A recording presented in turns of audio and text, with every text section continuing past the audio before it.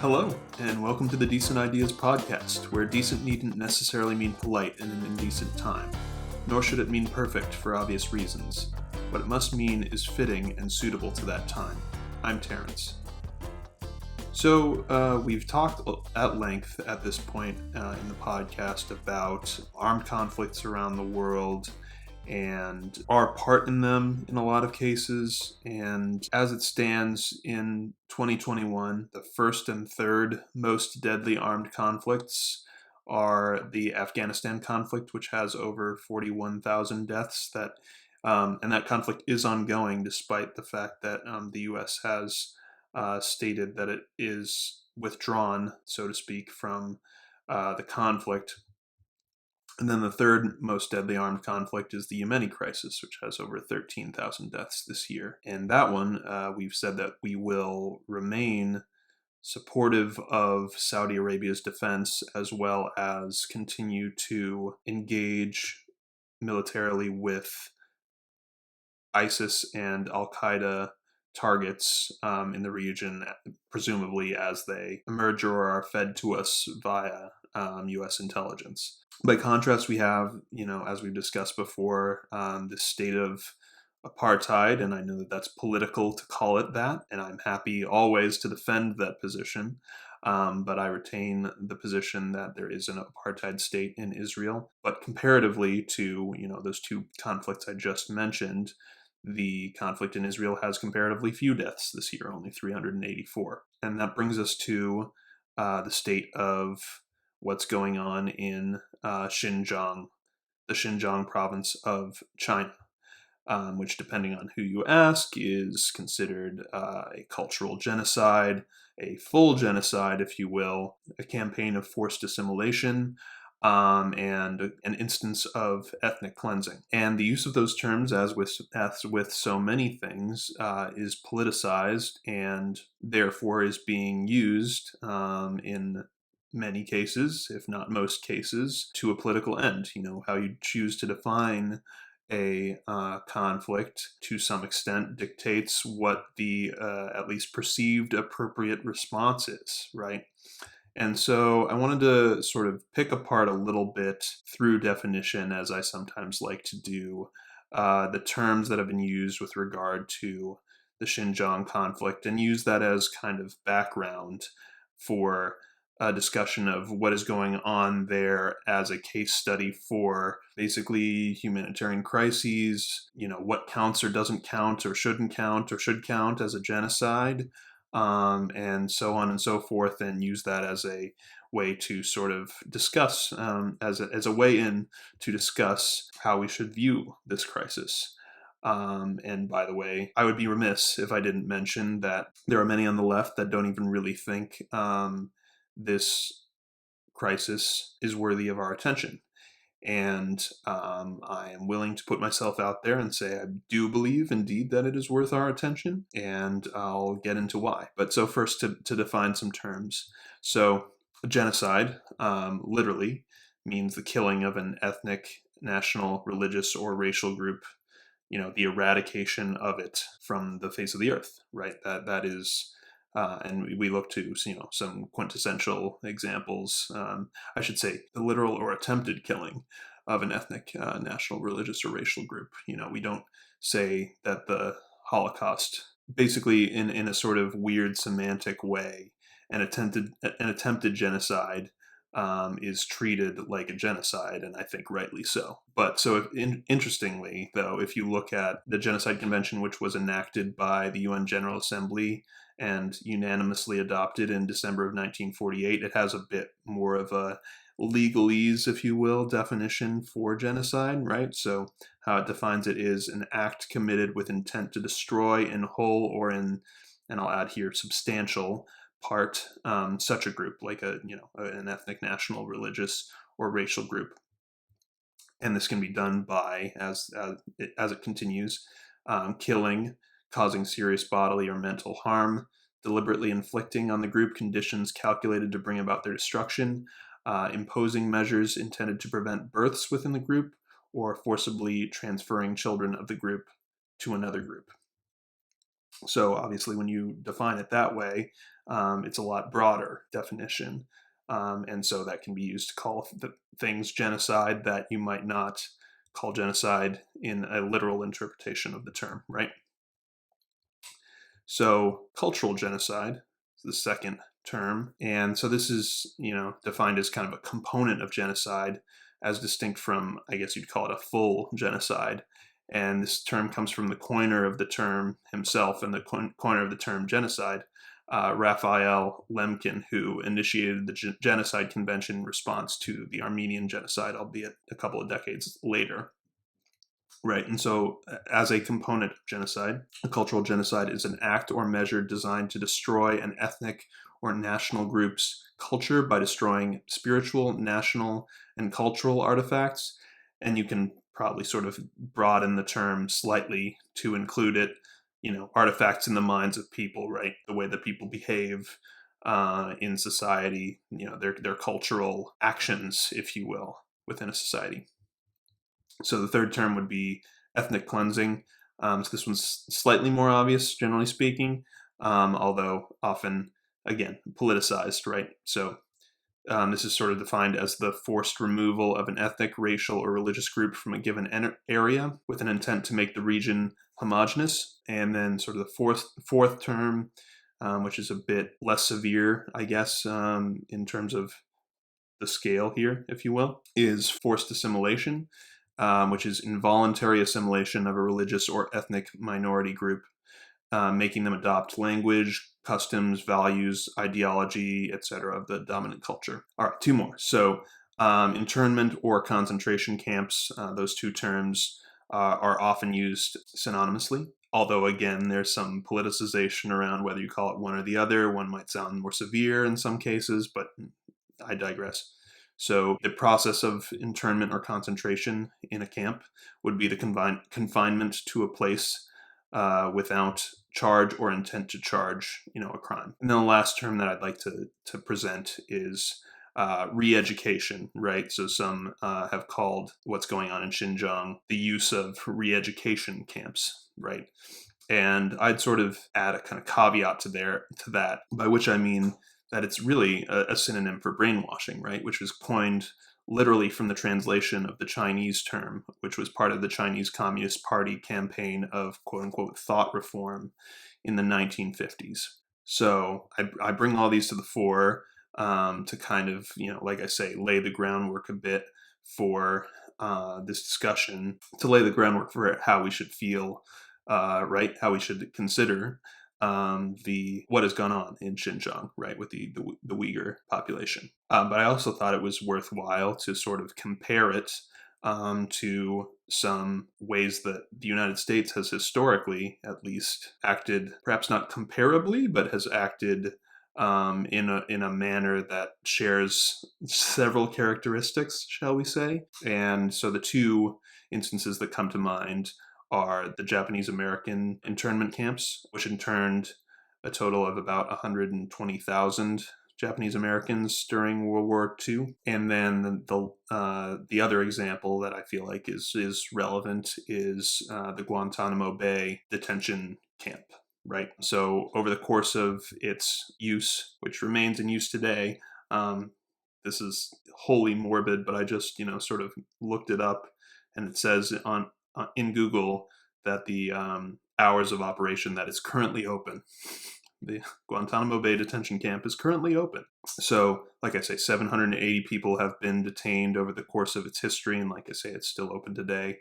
There are currently 39 remaining detainees, and reportedly about approximately 9 have died in custody. So I bring all this up because I was drawn to discuss, this topic of the Uyghurs in Xinjiang and the treatment that they've endured. And I was drawn to this by a segment from the Hill.tv's Rising show on the subject, as well as the Vanguard Pod's response to it. And to do that, one more bit of context as I see it is an AP article, an Associated Press article that basically both sides have referenced, although it's unclear both sides of the argument, I guess, for how to view the Xinjiang issue, if you will. And I would argue, to a certain extent, it's unclear to what extent both sides have read the actual article.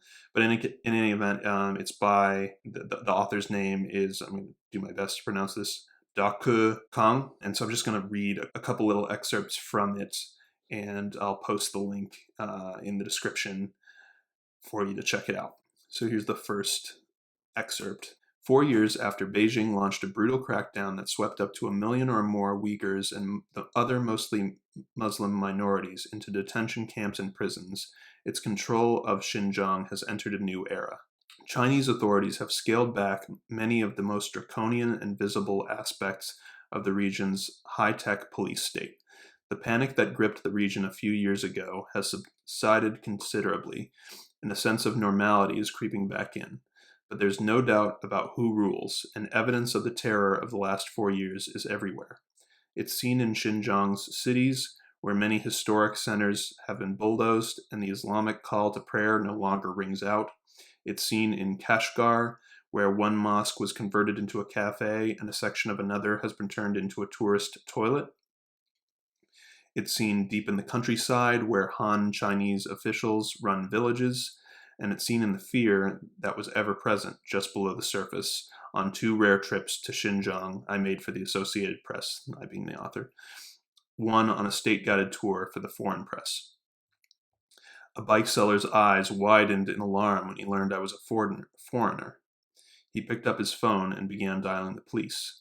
A convenience store cashier chatted idly about declining sales, then was visited by the shadowy men tailing us. When we dropped by again, she didn't say a word, instead making a zipping motion across her mouth, pushing past us and running out of the store. At one point, I was tailed by a convoy of 12 cars, an eerie procession through the silent streets of Aksu at 4 a.m. Any time I tried to chat with someone, the minders would draw in close, straining to hear every word. All right, and a little bit later in the article, regardless of intent, one thing is clear. Many of the practices that made the Uyghur culture a living thing, raucous gatherings, strict Islamic habits, heated debate, have been restricted or banned. In their place, the authorities have crafted a sterilized version, one ripe for commercialization. A little bit later, James Leibold, a prominent scholar of Xinjiang ethnic policy, calls it the museumification of Uyghur culture. Chinese officials call it progress. And one more a little bit further down. On our own, we see at least 3 other sites which once appeared to be camps and are now apartments or office complexes. But in their place, permanent detention facilities have been built, in an apparent move from makeshift camps to a long-lasting system of mass incarceration. We encountered one massive facility driving along a country road, its walls rising from the fields, men visible in high guard towers. At a second, we were blocked by 2 men wearing epidemic prevention gear. A third ranks among the largest detention facilities on Earth. There's a separate article that describes the facility in detail and with visual aids. But many are tucked away behind forests or dunes deep in the countryside, far from tourists and city centers. In Urumqi, at an anti-terror exhibition in a vast modernist complex near glass office towers and freshly laid highways, the Chinese authorities have rewritten history. Though Xinjiang has cycled in and out of Chinese control and was independent as recently as the 1700s and also briefly in the last century, the territory's past is casually dismissed. Although there were some kingdoms and khanates in Xinjiang in the past, they were all local regimes within the territory of China, one display says. So there's a couple excerpts there from the article to kind of get into the meat of it, right?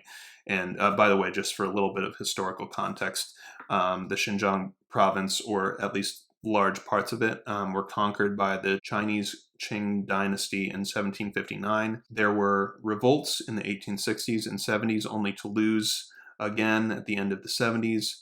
And then there were several more sort of revolts that were, I think, history would argue, a bit more successful, including the establishment of 2 independent East Turkestan republics, one after the other, with some separation between the two, between 1912 and 1949, right? So you can see there's this whitewashing of history in this notion that it was always part of the territory of China, which of course is highly suspect if you even, look at it with any, critical eye. So just to give you a little bit more of a sense of what has gone on there, at least allegedly, but I'd argue that the evidence is strong enough to suggest that there is great substantiation, if you will, in what has been reported as having gone on there. So testimonies have included mass rape, forced abortions, forced contraceptions or forced sterilization, torture and humiliation, including waterboarding, beating,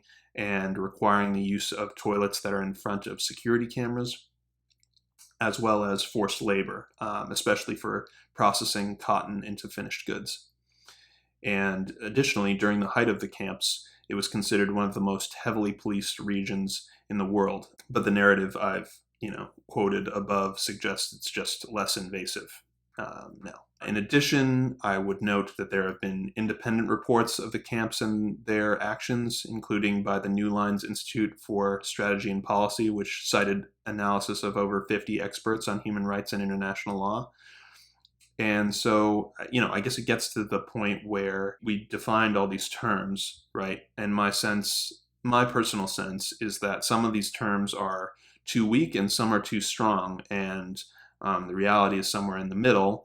And, language is imperfect around things like this. But we should, nevertheless endeavor to find the right middle ground that is the most accurately descriptive, right? And this is made all the more difficult by the fact that it's difficult. It's tremendously hard for people to get in to accurately report what's going on. It's being hidden intentionally by the Chinese Communist Party, which runs the country. But because this terminology is so difficult to pinpoint, I think we also have to be incredibly careful, as many, including Kim Iverson and the Vanguard Pod, have pointed out, not to let rhetoric be used to escalate a conflict we shouldn't seek to be in, which is open war with China. So I think, just having reviewed these terms with you, I think brainwashing leading to forced assimilation is probably the most accurate and corroborated terminology to use with regard to the crisis. But I think a lot has been obfuscated by sort of attacks on Ryan Grimm of Rising to say, oh, cultural genocide is, too charged a term, when it actually turns out that it's a very specific term coined by, as I said, the same man who coined genocide as a whole. And so I think Ryan's use of the term is accurate. The problem is that whenever you touch the word genocide, it suggests, it can be used to suggest, oh, well, we have to do something about it, and that, basically any means is justifiable to address it, right? And many folks smarter than me have, come and said, we always use women and children, right? The plight of women and children to intervene militarily. And there's no doubt that the military-industrial complex would like us to view this crisis in that light. But suffice it to say, I think we really, as I've already said, we need to view this with a serious eye. We need to think about what the proper response is, and that it can't be doing nothing, right? And by the way, again, if you review that article, it's pretty clear that to a large extent the work has been done already, right? The whatever you want to call it, whatever term is the proper term, people are the culture that used to be there has been assimilated to some extent out of these people, and the damage is difficult to reverse, and that is a shame. That is a failure on the part of the international community to exercise, at the very least, diplomatic pressure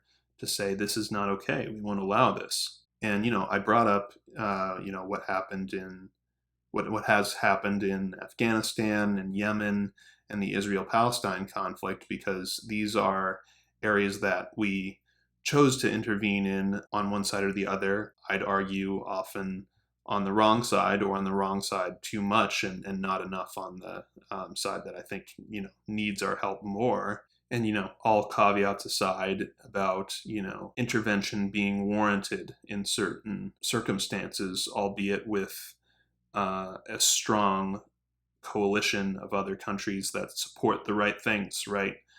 Support the self-determination of people, that support, real democracy, which, as I've cited many times in this podcast, we haven't always done properly. And Kim Iverson made the allusion, if you will, to us arming the Mujahideen in Afghanistan to basically say, well, intervening on the behalf of the Uyghurs, well, they're controlled by, to whatever extent they are controlled by, an extremist strain of Islam that's not dissimilar to the Salafist or Wahhabist strain that exists in Saudi Arabia and, among the Taliban today. And I've spoken, I've been outspoken on Twitter about the fact that, I would be very hesitant to extrapolate one extremist group to the whole of the ethno-religious group that the Uyghurs represent. And I stand by that. We can't operate under this notion that, well, they are not the good Muslims. Like that's beyond the pale, so they're bad Muslims and therefore they don't deserve our support. Like that's not okay. And by the way, I'd be remiss if I didn't say, this segment that I am to some extent responding to with this podcast got very heated between Ryan Grimm and Kim Iverson. And it's clear that, when it comes to issues of international politics and specifically humanitarian crises of some stripe, that people get emotionally drawn in. And so what I'm endeavoring to do is to kind of bring some more facts to the fore and hopefully present a new, or at least understated, perspective on how we can look at this. And, like I say, the U.S.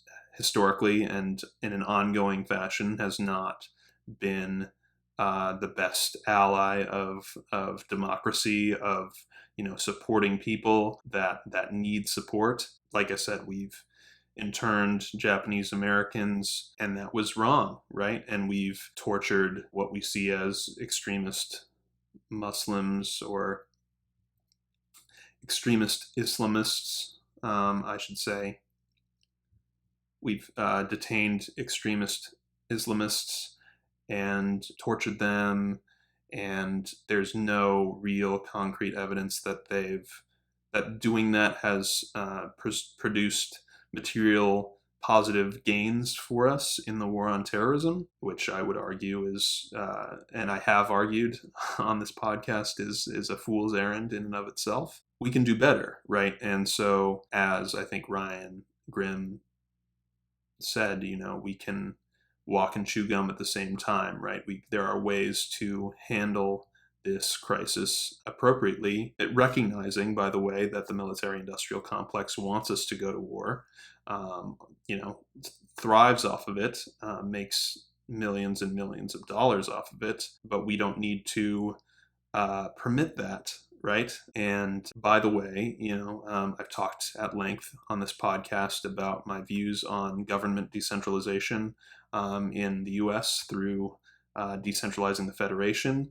But I think when it comes to, supporting democracy abroad, we need to recognize when, not just when there's an ongoing campaign to force the culture out of someone to make them follow your cultural norms. It shouldn't even have to go that far before you start to say, well, are they worthy of more self-determination? Is there a diplomatic solution whereby they are entitled to that self-determination, as long as it's what they want, right? If they want to remain part of the country, there's nothing that says that they shouldn't, right? And in the case of Xinjiang, it strikes me as more plausible that they belong, in the company of the Central Asian republics, perhaps, than they do in the arms of China. And so I just thought it was, worth it to kind of go into this little discussion because it's such a politicized issue, and I consider it a strong value of mine that we need to support real democratization, right? And what that means is often runs contrary to our previous policy, and I've talked at length about that. But we also need to be on the right side of history, right? And that doesn't mean, policing the world. That means working with democratic allies to stem suffering where we can. And that's where I stand on Xinjiang. It's where I stand in Yemen, which is a conflict that we had no business being in the first place, except perhaps in a diplomatic sense. And frankly, we've taken the complete wrong stance in Israel-Palestine, and we need to find, a new middle ground there, which is different from our current stance. And I often feel that I come across as Pollyannish in these discussions, but that's my view. That's where I come from with my study of international relations, is we have no choice but to keep striving to be better. And I feel like that's a good place to leave it. So as usual, I'm available to chat on Twitter at DecentFedPROJ. Alternatively, we'd love it if you hit the like button and engage in the comments if you're watching on YouTube. For those of you who don't know, depending on how you're taking this in, you can subscribe to the podcast on YouTube by searching Decent Federalism Project, and on most audio podcast platforms by searching Decent Ideas Podcast. We'd also be deeply honored if you shared this podcast with a friend on social media. Next time, we'll discuss a new and hopefully timely issue that deserves a new set of eyes. I'll keep you guessing, as always, on what's coming next. And until then, be decent to one another. I hope you fare well, and thanks so much for listening.